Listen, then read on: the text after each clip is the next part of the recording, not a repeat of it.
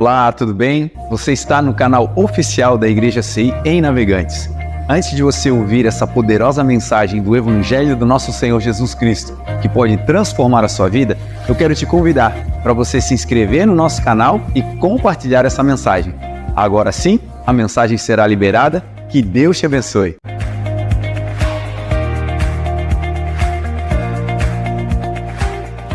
Então, o verso 48 de 1 Samuel 17 diz assim: quando o filisteu começou a vir na direção de Davi, este correu para a linha de batalha para enfrentá-lo.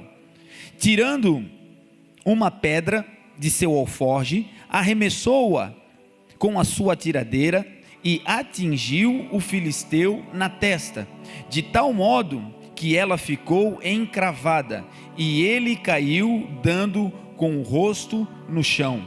Assim Davi venceu o filisteu com uma tiradeira e uma pedra, sem espada na mão, derrubou o filisteu e o matou.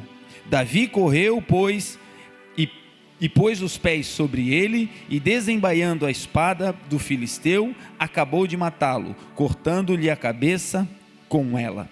Amém? Oremos. Senhor, obrigado por tudo que Tu tens feito, Senhor, no nosso meio. Obrigado por mais uma vez, Senhor, nos dar a graça e a oportunidade de ouvirmos a Tua palavra. Senhor, precisamos ser ministrados por Ti. Se não for o Senhor falando conosco, Senhor, de nada vale. Se não for o Senhor revelando o Seu propósito a cada coração, de nada, Senhor, terá valia a nossa vinda a esse lugar. Então queremos agora, Senhor, te pedir em nome do Teu Filho Jesus, fale conosco. Usa-me, Senhor, como um canal simples, sincero, um transmissor, Senhor, limpo da Tua palavra, que não haja ruído na comunicação e que cada irmão que aqui está, Senhor, que todos nós possamos nos encontrar agora em um lugar como uma boa terra, onde nós vamos receber a preciosa semente que é a Tua palavra. Vamos guardá-la no coração para dar frutos e frutos que permaneçam. Obrigado, Jesus, porque até aqui é o Senhor quem tem nos ajudado. A Ti, Deus, nós te damos toda a honra, toda a glória e todo o louvor, em nome de Jesus. Amém. Amém?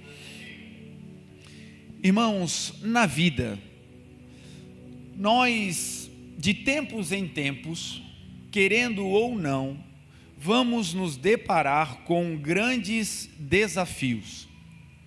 A vida natural, ela por si só já promove, na nossa linha cronológica, momentos em que nós vamos enfrentar dificuldades, pressões, opressões. A filosofia chega a dizer que existir é sofrer. Existir, estar nesse mundo, estar vivo, é estar sendo submetido a pressões de todos os lados.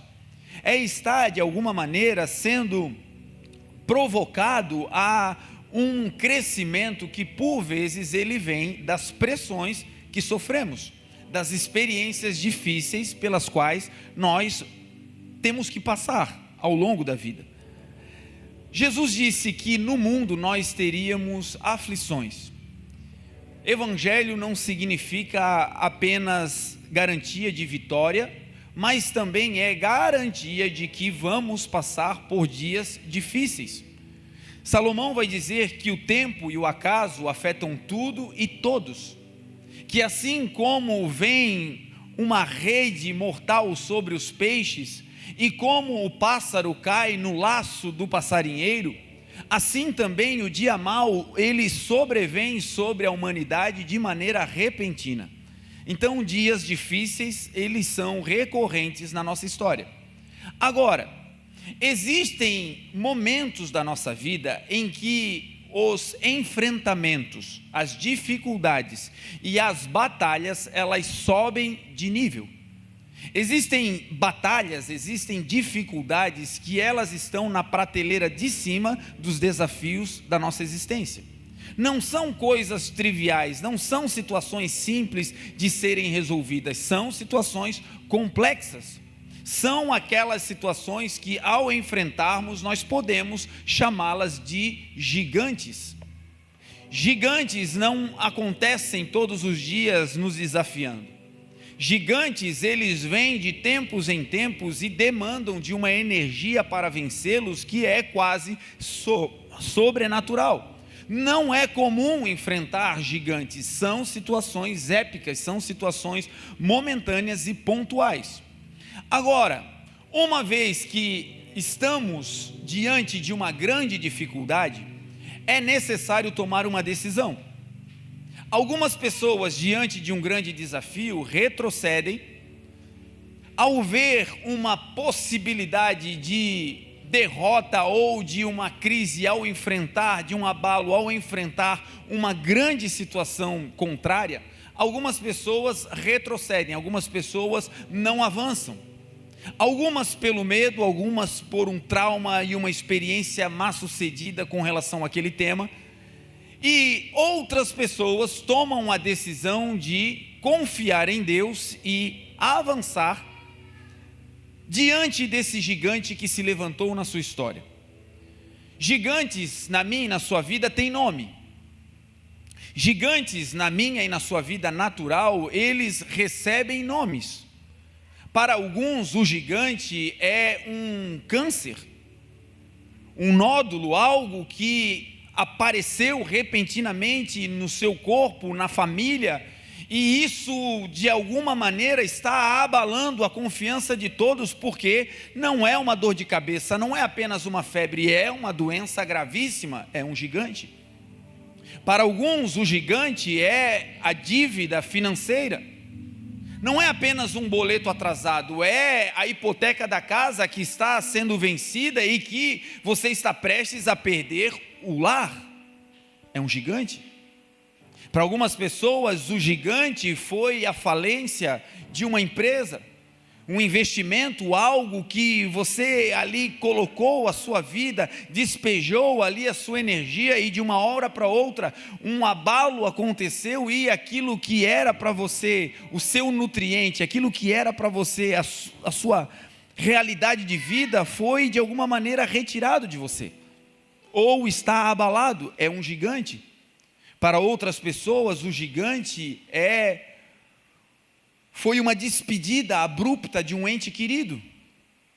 Alguém que você amava, alguém que na linha cronológica estava atrás de você, nessa linha de sucessão que é a vida, e de repente algo aconteceu. Um acidente de trânsito, uma doença que surpreendeu e, de alguma maneira, essa pessoa que você amava partiu. É um gigante superar esse trauma. Para outros, o gigante foi uma traição, uma ruptura no casamento, algo que aconteceu e que levou você a uma condição de debilidade extrema. É um gigante. Não são coisas corriqueiras, não são coisas que acontecem toda hora, mas elas acontecem. E a pergunta é, diante desse gigante, o que fazer? A Bíblia vai dizer que o justo, o homem e a mulher que foram justificados por Deus, eles viverão pela fé. O justo viverá pela fé. E se ele retroceder, diz a palavra, a minha alma não tem prazer nele. Nós, porém, diz o texto sagrado, não somos daqueles que retrocedem para a perdição, mas somos daqueles que perseveram para a preservação da alma.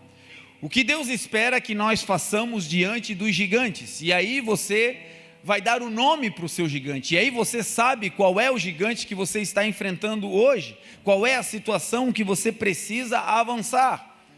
Independente da área, do tema ou do nome do gigante que você está enfrentando, existe uma conduta que deve unir todos aqueles que creem em Deus, e a conduta é: para nós não existe outra opção senão avançar para a derrubada desse gigante. É uma conclamação de Deus dizendo: olha, eu não quero que vocês olhem para trás, eu não quero que vocês retrocedam. Deus, diz a palavra, não nos deu espírito de medo, mas espírito de ousadia, de temor e de intrepidez, é o que diz a palavra. Então nós somos um povo chamado para guerrear. Nós somos um povo chamado para o avanço, e muitas vezes Deus nos treina utilizando os gigantes. Deus nos treina utilizando essas situações da vida que são dificílimas de resolver. Às vezes o gigante nos leva a um reconhecimento de que sozinho não podemos. Às vezes o gigante nos treina para nos levar a uma condição de humildade, de saber que nós precisamos de ajuda, que precisamos uns dos outros.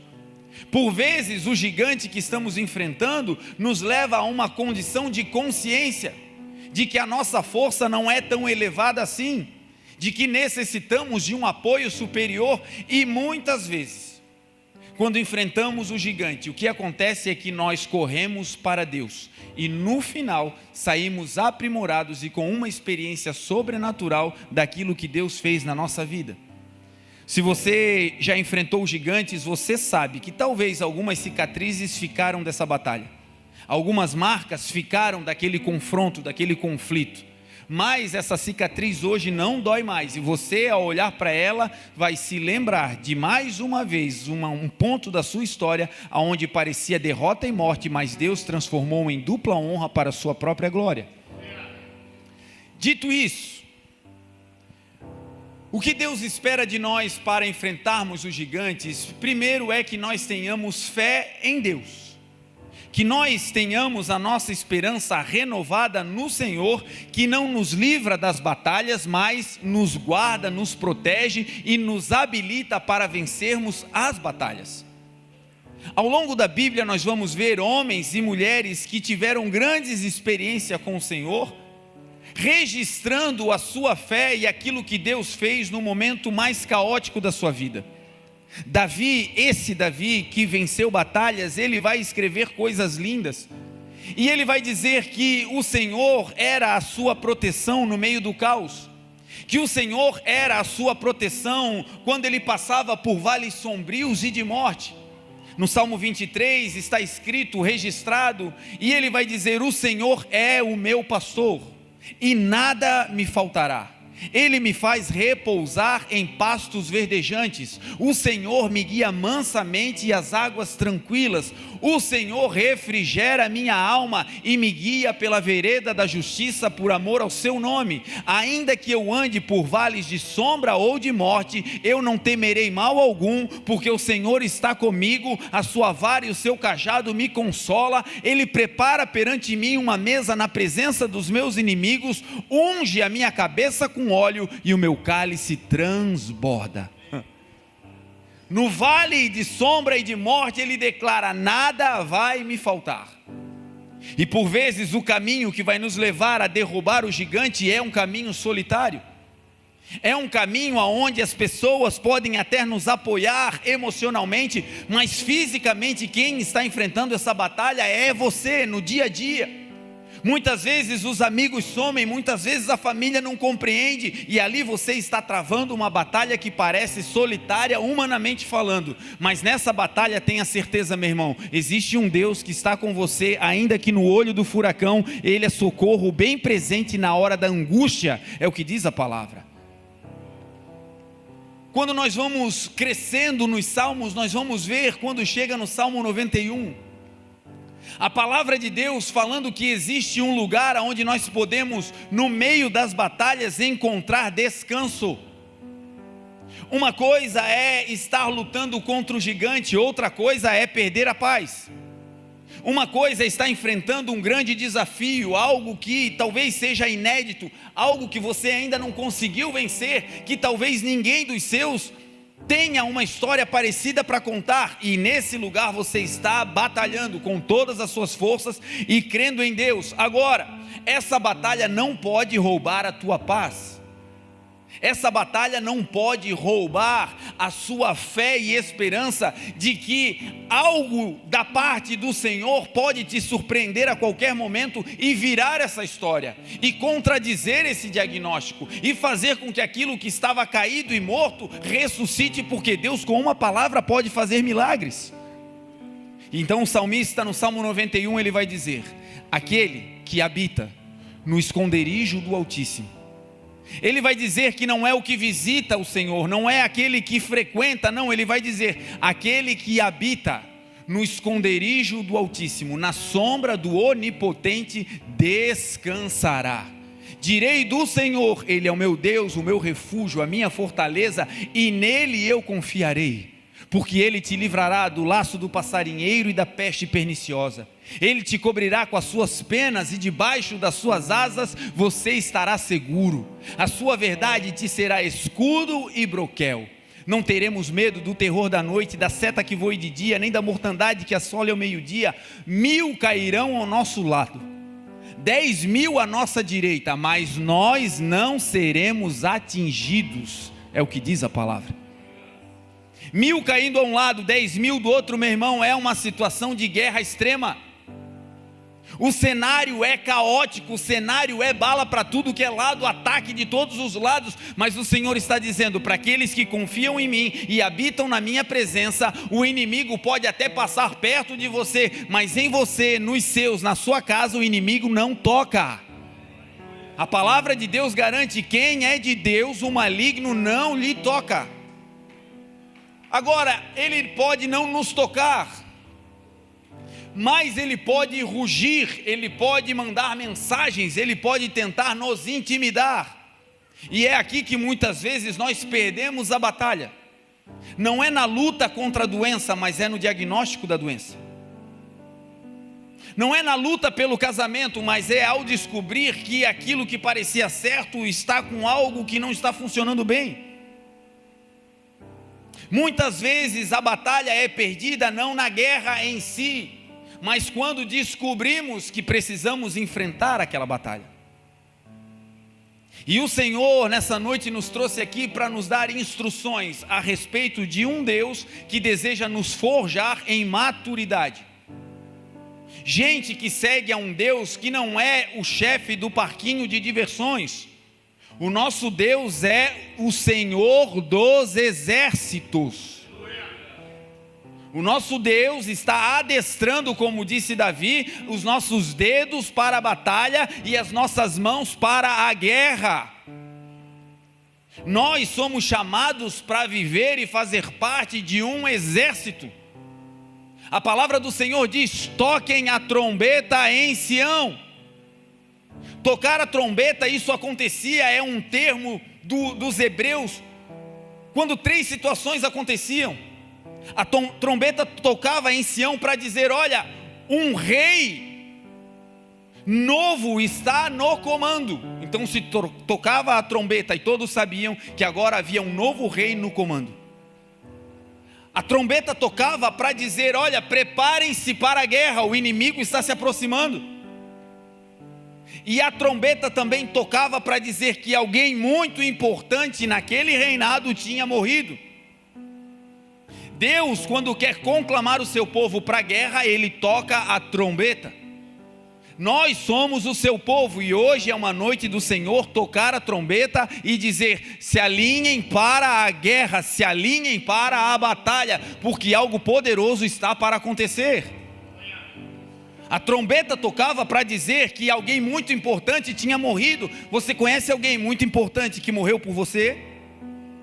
A trombeta hoje está tocando para dizer, ei, não é para fazer castelinho de areia, ei, não é para ficar brincando no jardim, eu chamei vocês para serem homens e mulheres de fibra, um exército. Cara feia não vai mais te paralisar, palavras contrárias não vão mais se deter, você segue a um Deus que é um general, que jamais perdeu uma batalha.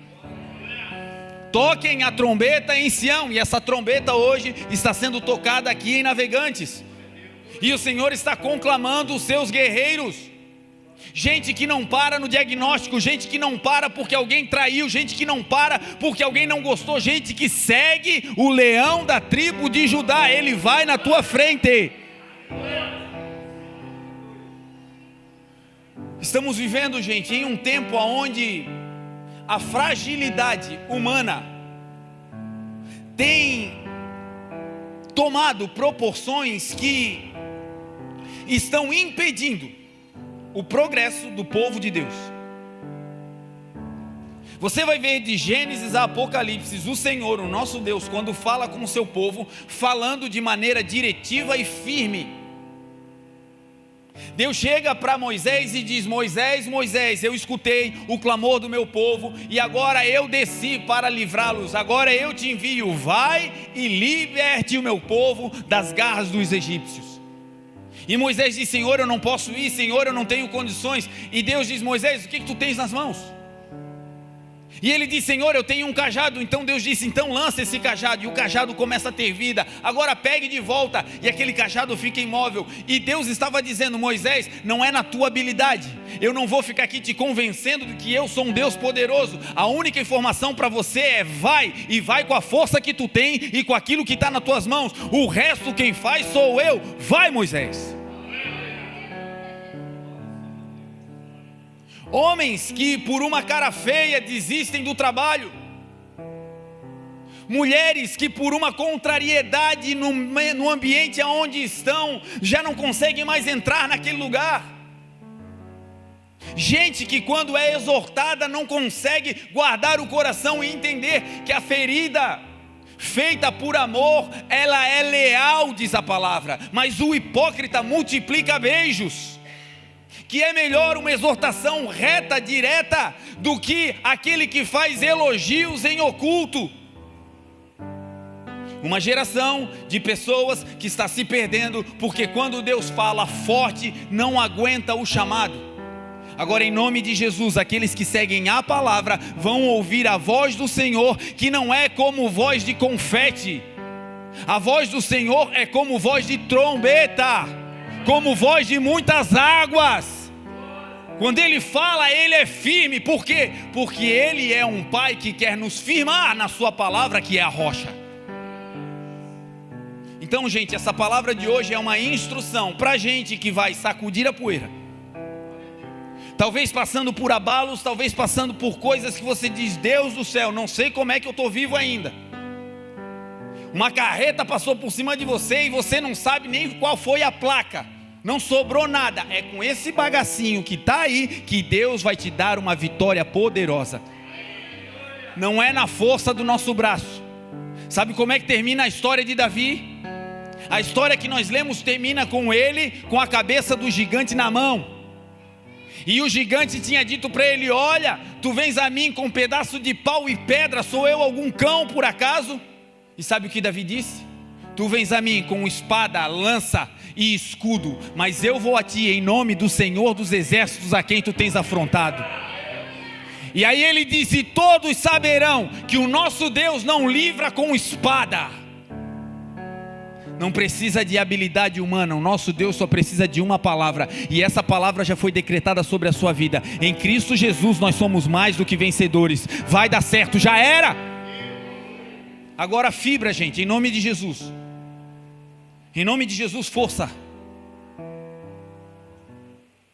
Tem uma palavra que está na Bíblia e que quando eu a encontrei eu fiquei feliz, e depois fiquei pensando: meu Deus, eu não devia estar feliz com ela. Mas ela serve para os dias em que você estiver vivendo batalhas intensas. Quando você se sentir a última bolacha do pacote, não no bom sentido, mas pensando: olha, todo mundo já saiu e eu estou aqui ainda nessa prova. Quando você olhar para tudo que está acontecendo à sua volta e parecer que é só você que está nesse nível de batalha, lembre-se do que diz a palavra. A palavra diz assim: não se esqueçam que os vossos irmãos em todo o mundo estão passando pelas mesmas tribulações. Quando eu li esse texto eu me alegrei dizendo: que legal, tem mais um monte de gente sofrendo comigo. E depois eu pensei: bom, eu não devia me alegrar, mas sabe qual é a exortação dessa palavra? Não ache que o fardo que você está carregando é pesado demais, porque Deus não dá um fardo maior do que a gente possa carregar. Esse fardo está te treinando, no final vai ficar mais forte, no final terá mais resistência, no final terá mais habilidade, no final o nome do Senhor será exaltado. Derrubar gigantes todo mundo quer. Quem não quer? Quem não quer vencer essa dívida impagável? Quem não quer vencer esse nódulo que apareceu do nada? Quem não quer reatar e ver a família de pé de novo? Quem não deseja? Agora, derrubar o gigante depende de um processo. A derrocada desse gigante não é num sopro. O texto diz que com uma pedra Davi vai com a sua tiradeira, lança a pedra crava na cabeça, na testa do gigante e ele cai para frente. Nunca mais se levantou. Quem olha o final da história diz, que bom, uma pedrinha e a história está feita. Não, foi um processo de anos, da construção de Deus para aquele menino se transformar em um matador de gigantes. E diante de mim, pela fé, eu vejo matadores de gigantes. Gente que está sendo treinado, gente que está sendo lapidado, gente que está sendo promovido por Deus para ter o coração certo, para que na hora que o gigante se levante seja um golpe só, porque o nosso Deus não é Deus de tentativa, o nosso Deus é Deus de palavra. Então vamos lá. 4 fases da preparação de Deus para que nós possamos vencer os nossos gigantes. Número 1, para vencer os nossos gigantes, nós vamos precisar de gente que seja a autoridade sobre a nossa vida. Não tem um matador de gigante que ande solitário. Não existe um homem da Bíblia que pregava e manifestava poder que não tinha sobre ele uma autoridade. O próprio Jesus, quando veio, disse: as palavras que eu vos digo, não as digo de mim mesmo, mas é o Pai quem faz as obras. Não existe um matador de gigante que seja orgulhoso, porque Deus resiste ao soberbo. E aí deixa eu fazer um parênteses aqui para desmistificar a soberba. A soberba, por vezes, para nós está caracterizada como alguém altivo, alguém que é arrogante, petulante, que diz: eu não preciso de ajuda, deixa comigo. E você está olhando e diz: meu Deus, ele não vai dar conta, não tem experiência, mas ele diz: deixa comigo, deixa comigo. E parece que essa pessoa, ela é o estereótipo da arrogância, da altivez. Sabe qual é a pior altivez de espírito? Sabe qual é a maior soberba? É o falso humilde. É aquela pessoa que, quando você dá uma orientação a ela, ela recebe aquela palavra, chora, no momento parece que fez muito efeito, mas depois ela diz: eu não consigo vencer isso. Quando eu digo eu não consigo vencer, quando eu digo eu não consigo executar a palavra de Deus, quando eu digo eu não consigo viver essa instrução, sabe o que eu estou dizendo? Eu não me submeto. E aí pode chorar, pode ter carinha de anjo, se não se submete tem soberba, e se tem soberba Deus abate. Deus e o mundo espiritual não se movem, gente, por carinha. O mundo espiritual não respeita patentes humanas. Gigantes aqui que vão ser derrubados são espirituais. Primeiro, se manifestam na carne como uma doença, como um problema, mas as nossas batalhas não são carnais, diz a palavra. As armas da nossa milícia não são carnais, mas poderosas em Deus para destruição de fortalezas, porque a nossa luta não é contra carne e sangue, mas contra principados, potestades nas regiões celestiais. É lá a nossa guerra. Agora, para entrar lá, a soberba não entra. E de novo, a soberba não é aquele que diz: deixa comigo, deixa comigo. Esse às vezes é apenas um alienado, ele não sabe da sua condição. Ele quer ir para a batalha de qualquer jeito, mas ele não é alguém mau que está dizendo: eu sou bom sozinho. Não, ele é apenas um alienado, ele não sabe a condição que está. Agora cuidado com gente que chora, com gente que recebe a palavra, com gente que quando você dá uma instrução nunca consegue cumprir. Isso não é medo, isso não é trauma, isso é soberba. E o soberbo, a Bíblia diz que Deus abate.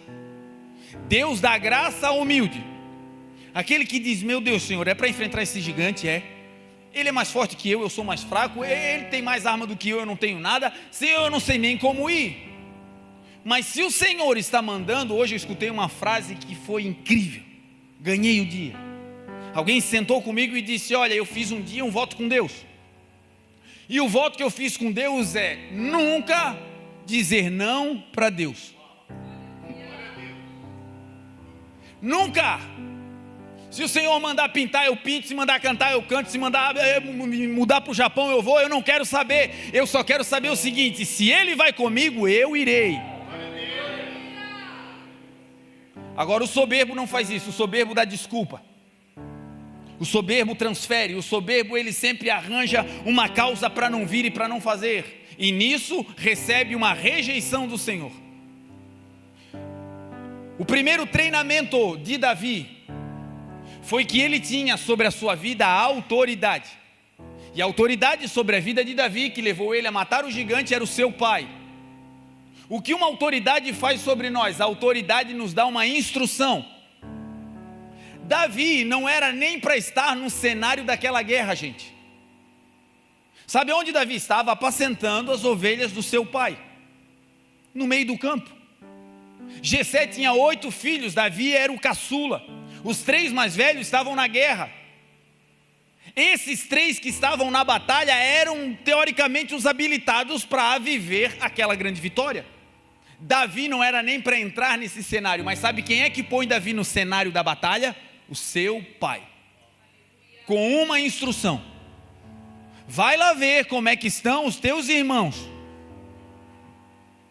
Perceba que a instrução, quando vem de Deus, nunca é preocupado com o ego pessoal, com a performance. Davi, vai lá que tem um gigante, você vai derrubar e todo mundo vai te aplaudir, vão fazer uma canção dizendo: Saul matou milhares e Davi os seus 10 milhares, vai filho. Não, vai lá e pergunta e traga-me uma notícia clara de como os teus irmãos estão. A instrução de Deus, ela sempre te usa como um canal para ser bênção para outros. Não para em mim, não tem a ver comigo, é o que Deus vai fazer através de mim. Não é o que eu tenho, é o que Deus vai fazer com aquilo que eu tenho. Não é o que eu não tenho, é o que Deus vai fazer com essa necessidade através de mim, na vida de alguém. Evangelho não é eu, evangelho é nós. Venha a nós, Senhor, o teu reino. Pai nosso é coletivo.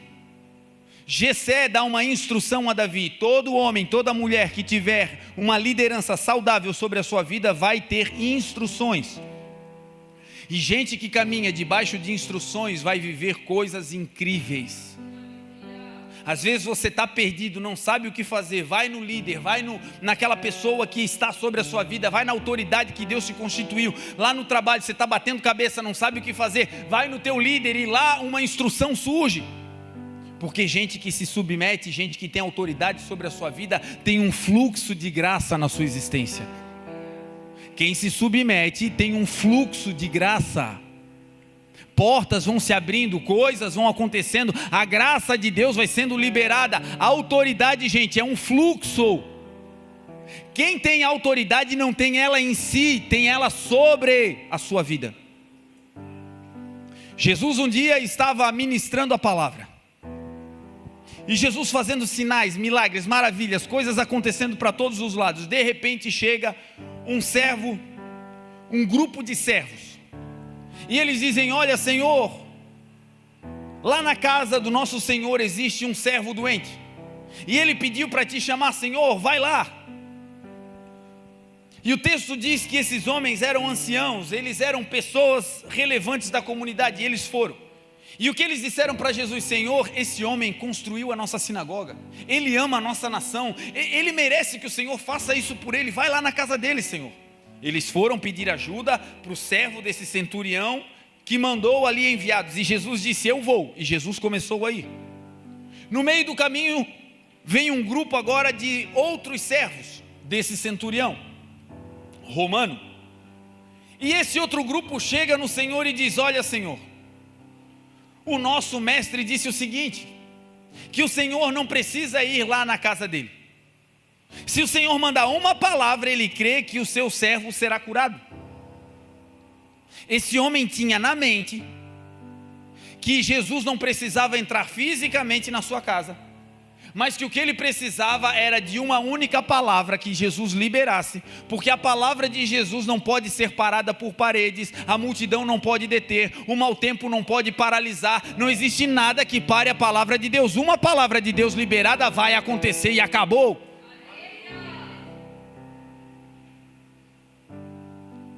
Uma outra versão dessa mesma história diz que o próprio centurião vai até Jesus.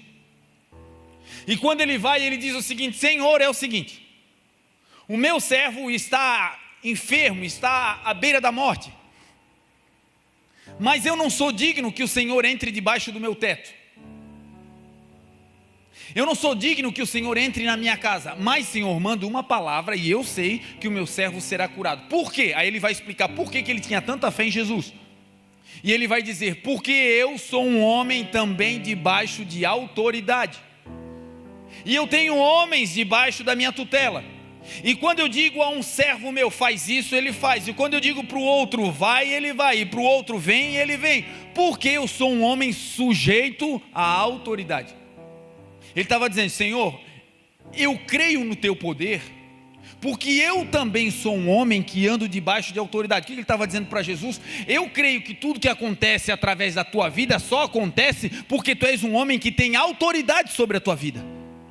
E eu sei como funciona a autoridade. Quando eu mando o servo fazer, ele faz, ir, ele vai, vir e ele vem. Ele não disse eles fazem porque eu tenho autoridade. Ele disse eles fazem porque eu sou um homem que estou debaixo de autoridade. A autoridade é um fluxo. Eu e você somos apenas um canal. Quando eu me submeto, a minha vida tem graça. Quando eu me submeto, as portas se abrem. Quando eu me submeto, as coisas acontecem. E tem gente dando cabeçada porque não se submete. Tem gente que não vê as coisas rompendo na sua vida porque não se submete, endurece o coração. Conselho para você, filho: você pode ser professor PhD de Harvard, a tua mãe e o teu pai são autoridade sobre a sua vida enquanto tu estiver vivo, e acabou. Entre debaixo desse lugar e você vai ver Deus te abençoando. Você pode ter o melhor currículo da empresa, se lá tiver o tiozinho da vassoura e ele tiver sobre a sua vida, respeite a unção daquele líder. Não existe nenhuma liderança que não seja constituída por Deus. E você se submete e você vai ver o que Deus vai fazer na tua vida. Quando as coisas começam a dar errado aqui, sabe o que eu penso? Senhor, onde é que eu estou errando com o meu bispo? Quando as coisas começam a bater na trave, eu não fico pensando: bom, o pessoal podia ter caprichado, né? O pessoal podia ter feito. Não. A primeira coisa que eu faço é: Deus, como é que está o meu coração com o meu pastor? Como é que está a minha relação com o meu bispo? Como é que está isso aqui? Porque é reflexo, gente. Se eu sou relapso na honra com o meu pastor, as pessoas são relapsas comigo. Ordem é um fluxo de honra, tem uma sequência. Se eu estou debaixo dessa unção que está sobre a minha vida e estou alinhado, o que acontece lá, acontece aqui, é um rio que jorra. E isso, gente, é tão simples, mas a dureza de coração não nos deixa praticar. Quero te desafiar: quer matar gigante? Não vá para a guerra porque você quer ir. Espere o teu líder e a autoridade sobre a tua vida te enviar, aí já era. Muitas vezes a gente apanha nas batalhas porque a gente entra em batalha e guerra que a gente está indo sozinho. Quem enviou? A palavra de Deus vai contar uma história de homens que viram Paulo expulsando espíritos malignos. E eles viram Paulo expulsando e fazendo milagres e sinais. E um dia, eles viram um homem que estava atormentado por espíritos. E eles chegam até esse homem, eles eram filhos de Cefas. E eles chegam até esse homem e vão dar uma ordem espiritual. Eles viram tudo que Paulo fazia para expulsar demônios. E agora o que eles fazem? Eles repetem um mantra. Eles fazem tudo que Paulo fazia. Então eles disseram: em nome de Jesus, a quem Paulo prega, esconjuro-vos que saia em nome de Jesus. Eles fizeram tudo que Paulo fazia, clamaram o nome de Jesus, mas sabe qual foi o resultado? O texto diz que aquele espírito maligno, olhando para aqueles homens, disseram: eu bem conheço a Jesus, eu sei quem é Paulo, e vocês quem são? E o texto diz que aqueles espíritos saltaram naqueles homens e, batendo neles, os mandaram embora nus. Por que não funcionou? Não era o nome de Jesus? Por que não funcionou? Não era Paulo, não estava tudo certinho. Por que não funcionou? Porque não estavam debaixo de autoridade. Quem os enviou? Tem coisa que está batendo na trave, meu irmão, porque está faltando só esse encaixe aqui, ó. Não existe igreja perfeita. Você vai começar a andar conosco, você vai ver, o bispo é chato, a bispa é caprichosa demais, o irmãozinho da porta ele tem um clique, o outro lá é daquele jeito. Meu Deus, é ser humano. Não tem lugar perfeito, esquece, está procurando perfeição, meu irmão, vai ser difícil de encontrar. Agora, existe um time de gente que teme ao Senhor, que quando pisa na bola diz: Senhor, pelo amor de Deus, pequei, estou todo errado, Senhor, eu quero fazer a tua vontade, Senhor, ajuda-me. Gente simples, mas que com temor no coração deseja derrubar os seus gigantes. E é para esse time que o Senhor está nos chamando. Gente forte, gente de fibra, que acorda de manhã, segunda-feira, lava o rosto, faz uma oração e diz: Senhor, olha, eu não sei como é que vai ser a semana, a previsão é de ser terrível, mas assim, eu não vou debaixo da previsão da terra, eu vou debaixo da tua palavra, e uma palavra tua muda o cenário. Andar debaixo de autoridade. Estou me assustando já, gente. Aleluia. Que isso? Davi foi forjado nisso, tinha autoridade. A autoridade dá instrução. A autoridade faz outra coisa linda por nós. A autoridade nos ensina a andar debaixo de princípios. Davi poderia ter ido lá e dizer assim: olha aí, gente, eu quero saber como é que estão os meus irmãos. Sabe como é que o pai de Davi mandou ele chegar lá? O texto diz que Jessé, antes de mandar Davi, antes de enviar ele para que ele com aquela instrução chegasse para ver como os irmãos estavam, o pai de Davi preparou o ambiente, ensinou a ele um princípio. Você vai e você vai visitar uma autoridade, não chegue lá de mãos vazias. Você vai e vai levar uma oferta, vai levar grãos e pães para os teus irmãos, vai levar queijos para o guarda daquela sentinela onde os teus irmãos estão, naquela frente de batalha onde os teus irmãos estão. O que Davi estava aprendendo e o que essa autoridade estava ensinando a Davi? Deus ama gente que pratica honra.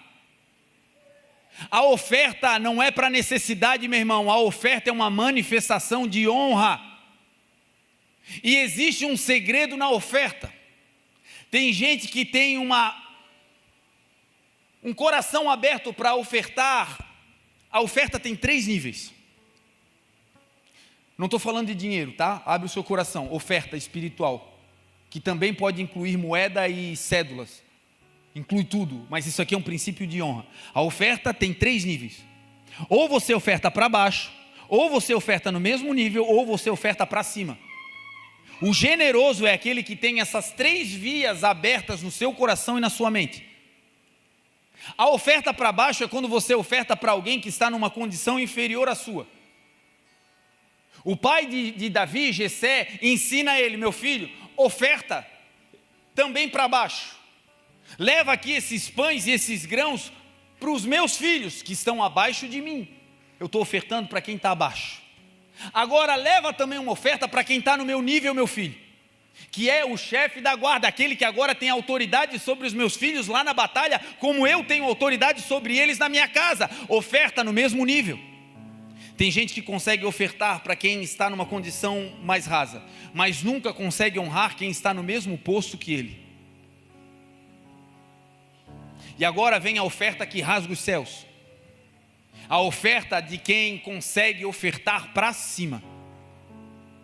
O texto vai dizer que quando Davi foi convocado por Saul, o rei, para ir para a casa dele, para adorar ao Senhor, para tangir a sua harpa, para Saul, o rei atual, o texto vai dizer, num capítulo anterior você vai ler essa história, o texto vai dizer que quando Jessé vai enviar Davi, agora ele vai trabalhar para o rei.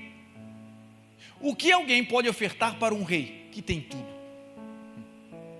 O que a gente pode ofertar para alguém que tem mais dinheiro que a gente? O que a gente pode fazer para alguém que tem mais autoridade, mais notoriedade?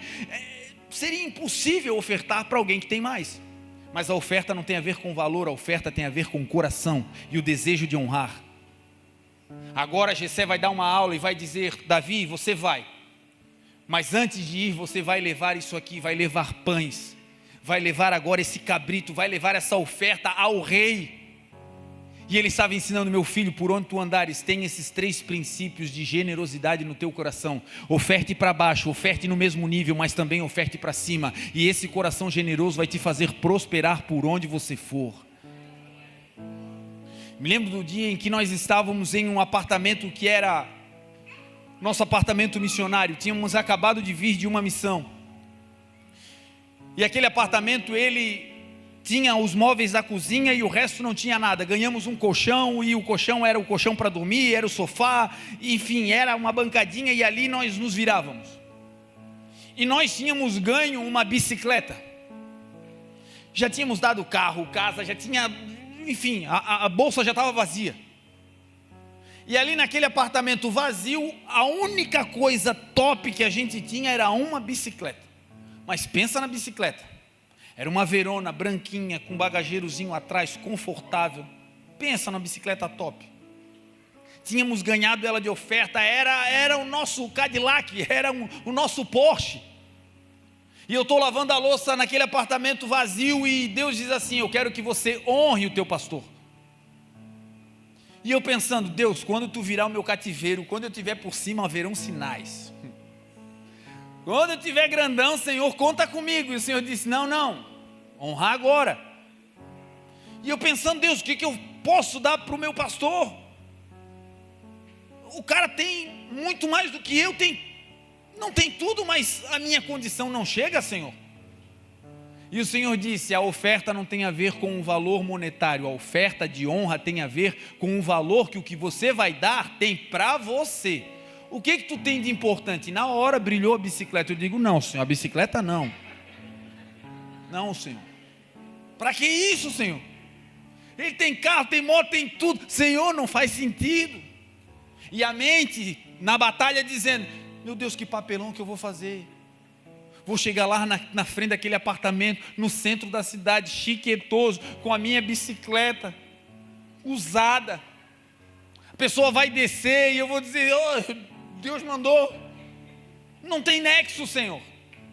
E o Senhor disse: não questione, vai agora. Pegamos a bicicleta, eu e a Grazi, fui levando. Nunca deu tanto vento contrário na história de Itajaí igual naquele dia. Uma força descomunal, meu Deus. E quando nós chegamos na frente do apartamento, eu pensando: eu sou doido, não faz sentido. E aquela voz dizendo: honra, honra, honra, honra. Não é valor, é honra. Não é valor, é honra. É atribuir valor, é o que é honra. Não é o valor, é atribuir valor, é que é a honra.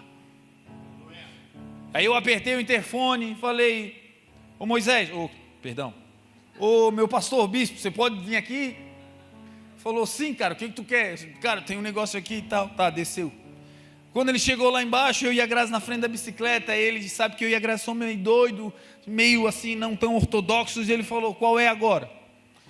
Eu falei: então, Deus mandou te abençoar, cara. Aí ele: amém. Aí eu falei: então, Deus mandou ofertar a bicicleta na tua vida, de maneira sobrenatural. Ele não é de chorar, ele foi tomado pelo Espírito de Deus. Não era a bicicleta, era o sentido da honra que foi preenchendo o seu coração. Deus lembrou de mim, é o que Deus estava dizendo para ele. A entrega daquela bicicleta para nós foi apenas uma bicicleta. Depois daquela bicicleta, outras vieram. Mas aquele ensino nunca mais saiu do meu coração. Gente que derruba gigante é gente que tem por hábito uma vida de honra. Talvez a honra, meu irmão, não é dar algo físico. Talvez a honra é dar uma palavra. gente que te abençoou na caminhada, gente que te ajudou lá atrás, gente que em algum momento abriu as portas, e o Senhor está dizendo: ei, te lembre dessas pessoas. Davi, você vai ver como está o teu irmão, mas não vai passando por cima de ninguém, vai ofertando na vida dessas pessoas, e você vai ver as portas se abrindo, Davi, porque a honra garante acessos.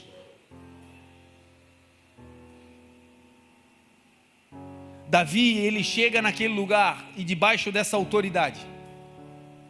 Uma outra coisa que a autoridade faz sobre nós e que nos prepara para derrubar os nossos gigantes, é que quando você está debaixo de autoridade, essa autoridade que está sobre a sua vida, ela te posiciona na vida. A autoridade que está sobre a sua vida tem o poder de não apenas te mentorear. A autoridade que está sobre a sua vida tem o poder de te posicionar na vida. Perceba que Davi estava cuidando das ovelhas, estava fora do cenário, uma guerra estava sendo travada, durante 40 dias, esse gigante vinha, se aproximava do exército de Israel e dizia: não tem um homem aí que possa lutar contra mim? Esse gigante, gente, ele tinha 2,90 metros de altura, ele carregava uma couraça de escamas de ferro para se proteger, um escudeiro ia na sua frente, a sua lança era como a lança de um tecelão, a ponta da lança tinha 7 quilos, era enorme. Um grande evento estava acontecendo, Davi estava fora desse circuito. Sabe como é que ele vai se posicionar na frente do gigante? Por causa do alinhamento com o seu pai. Foi o seu pai que de longe disse para ele: vai lá, vai agora, leva isso, leva aquilo. E quando Davi percebeu, estava diante do gigante que ia mudar a sua história. Você vai andando debaixo de autoridade e de repente uma porta grandiosa se abre. E de repente uma palavra de instrução muda o teu destino. Você anda debaixo de autoridade e aí você se posiciona em um lugar que você sozinho jamais imaginaria de entrar. De longe o pai posiciona o filho. E eu quero profetizar que aqui tem gente que não apenas será posicionado por Deus, mas serão posicionadores nessa geração. Deus vai te dar pessoas que você com uma palavra vai começar a posicionar. Você vai posicionar a tua casa, vai posicionar os teus filhos, vai posicionar os teus liderados, os teus colaboradores. Gente que andar com você vai se posicionar e gigantes vão cair para a glória de Deus. Essa mensagem ela está só no início. Nós estamos na primeira fase desse preparo, são 4 fases. Se Deus permitir, domingo que vem a gente segue nela. Se Deus quiser dar outra mensagem, amém. Mas agora, eu quero dar um salto nela para fechar aqui com algo extremamente importante. Quando Davi chega diante do rei, uma das últimas fases do preparo para a batalha é vencer a oposição. 40 dias de oposição de um gigante botando medo no exército de Israel. Ninguém queria ir para a batalha. O texto diz que o exército de Israel, gente, o exército de Israel é o que o exército de Israel é hoje. É uma máquina. Era o exército mais bem treinado da terra. Era o exército de Israel. A mão do Senhor era com eles. Esse exército acostumado a ganhar batalhas estava apavorado, atônito, travado por conta de um homem que estava desafiando-os. Por 40 dias, de manhã e à noite, de manhã e no final do dia, esse gigante ia e se apresentava. O que o inimigo faz? De manhã, bem cedo, se apresentava e dizia: olha, eu vou matar vocês, vai dar errado, não vai dar certo. Não é o que ele continua fazendo hoje? A gente se levanta e ele diz: hoje não vai dar, hoje eu acabo contigo, hoje deu, hoje não vai conseguir, é hoje que eu te mato. Não é assim. Chega de manhã bem cedo para quê? Para roubar a nossa energia de lutar durante o dia. E no final do dia, quando a gente vai descansar, quem é que aparece? Ganhou hoje, mas amanhã tu tá pego. E as metas que tu não bateu hoje, e os problemas que tu não resolveu hoje, e esses problemas que tu tá empurrando com a barriga, amanhã eu te pego. Por que vem no final do dia? Para roubar a paz durante o descanso. É a mesma estratégia. Gigantes só mudam de nome, a origem deles maligna é sempre a mesma. O inimigo é repetitivo, ele não pode criar, criador é o nosso Deus. Ele vinha durante 40 dias fazendo a mesma coisa, todo mundo travado. Quando Davi disse, eu vou para essa batalha. Quando Davi se posiciona em coragem e ousadia, o que o exército deveria fazer e o rei deveriam fazer com Davi? Aplausos. Finalmente se levantou um dentre nós digno de ir para essa batalha. Graças a Deus, alguém, um dos nossos foi despertado por Deus. Glória a Deus, festa. Sabe o que aconteceu quando Davi disse eu vou? Primeiro, palavras de oposição dos mais íntimos. Os seus irmãos disseram, o que tu está fazendo aqui? Seu presunçoso, aonde é que tu deixou aquelas poucas ovelhas do nosso pai, jogando ele para baixo? Nós bem sabemos que tu viesse aqui para ver a guerra, ou seja, viesse aqui para ver o circo pegar fogo. E não é assim quando você diz, calma gente, Deus vai dar uma estratégia. Calma gente, não vamos se perder, o Senhor pode mudar a nossa história. E as pessoas olham e dizem, tá, tu vai ser o solucionador desse problema? O jogo vai virar com você em campo, é isso? Quando alguém se posiciona, a primeira coisa que tem que ter em mente é que antes de derrubar os gigantes do lado de fora, vai ter que vencer a oposição dos de dentro. Não existe nenhum desafio maior do que vencer a incredulidade dos da casa. Não tem nenhuma palavra que doa mais do que a incredulidade do nosso chamado, da nossa fé, da nossa crença com aqueles que estão próximos. E Davi, quando vê isso e eles tentam jogar Davi para baixo, sabe o que ele faz? Sai dali e segue andando. Não deixa aquelas palavras negativas contaminarem o seu coração. Ele estava vendo uma oportunidade de mudar a sua vida e mudar a história da família. Então, porque Deus falou com ele, ele não dá crédito, ainda que seja para a família. Porque uma vez que você tem um chamado, meu irmão, você vai ter que vencer a oposição dos da casa. E é um treino. Deus nos treina com os da casa. Porque se a gente vencer os da casa, meu irmão, as portas vão se abrir. Depois, Davi vai para o rei.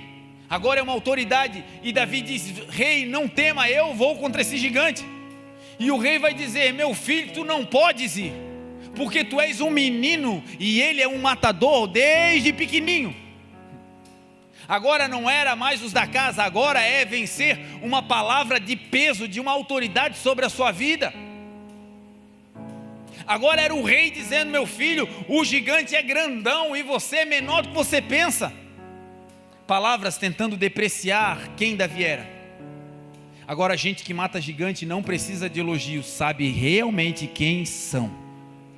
Filho de Deus, gente ungida para viver um tempo de promessa. Pessoas que vão passar por vales de sombra e de morte, mas que não depositam a sua esperança no afago dos outros. Não precisa de elogio, não precisa ninguém dizendo você sabe quem você é. Em Cristo Jesus nós somos mais do que vencedores, é o que diz a palavra. E aí Davi vai para a batalha, mas antes ele tem que convencer o rei. E para convencer o rei, Davi vai dizer, rei,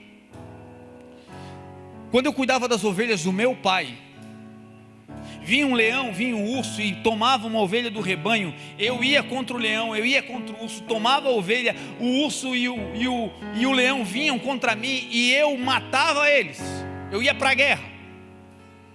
Característica de gente que Deus pode contar, gente que vai derrubar gigantes por aí, pessoas que dão valor àquilo que Deus, o Pai, colocou nas suas mãos. Davi foi para lutar com o leão e com o urso, para defender o que era do pai dele. Sabe o que Deus vê no meu e no seu coração quando você luta para não entregar o ministério que Deus te deu? Quando você luta para não entregar a família que Deus te deu? Quando você batalha em Deus com todas as forças para permanecer de pé e não entregar o dom que o Senhor te deu? quando isso está no teu coração, eu vou defender com todas as minhas forças o que Deus colocou nas minhas mãos. Meu irmão, te prepara, o Senhor vai te forjando para matar leão e matar urso, e daqui a pouco vai ter um gigante para você matar. A pedagogia fala sobre algo interessante. Existem coisas que são disciplinas que são transversais. Existem conteúdos que você estuda na educação, no sistema educacional normal, convencionado, que você estuda a parte teórica em uma disciplina, mas a prática está em outra. São conteúdos transversos, você vai estudando aqui, daqui a pouco ele se cruza com uma outra disciplina, e aí você diz, uau, faz sentido. Quando você está estudando isoladamente, você diz, para que isso aqui? E aí você vai caminhando, e de repente em uma outra disciplina os conteúdos se cruzam, e aí você diz, uau, aquele conhecimento agora me habilita para essa prática. Em Deus é exatamente assim. Deus está te treinando com coisas que você olha e diz, nada a ver isso aqui, nada a ver essa escassez, para que isso, Senhor? Para que passar por tanta luta nessa questão financeira, Senhor? Não tem nada a ver. Senhor, por que esse pé de guerra na minha casa? Senhor, não tem sentido. São temas que você está passando hoje que você diz, é aleatório. Talvez é a faculdade que você está fazendo, talvez foi a faculdade que você fez, e você diz, meu Deus, se eu soubesse que ia trabalhar nessa área, que não tinha nada a ver com o que eu estudei, meu Deus, só perdi tempo. Não, meu irmão, em Deus, nada daquilo que você estudou ou passou na vida é irrelevante. É um conteúdo transversal, daqui a pouco vai fazer sentido. Olha como Deus treina Davi para matar o gigante. Todo mundo ficou com medo do tamanho do gigante. 2,90 metros é o que diz a Bíblia. Todo mundo ficou com medo das palavras do gigante. E aí chega Davi, escuta as palavras do gigante, vê o tamanho e não se abala e diz, tá para mim, tá no meu tamanho, vai dar certo, deixa comigo. Por que essa diferença? Ele era um menino. Porque ele tinha aprendido conteúdos transversais lá atrás, e que diante do gigante fizeram sentido. Deus treinou Davi lá no deserto com um leão.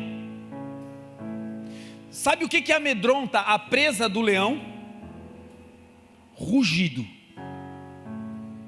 Quando o leão ruge, a maioria das presas ficam travadas. Ele não precisa nem correr atrás, a presa fica travada.